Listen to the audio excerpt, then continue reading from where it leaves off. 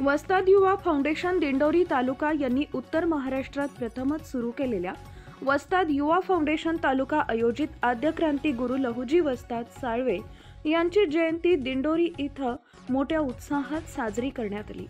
यावेळी विविध क्षेत्रातील मान्यवरांनी उपस्थित राहून लहुजी साळवे यांच्या प्रतिमेचं पूजन करून मस्तक युवा फाउंडेशन दिंडोरी तालुक्याच्या मान्यवरांनी कौतुक करून त्यांना शुभेच्छा दिल्या।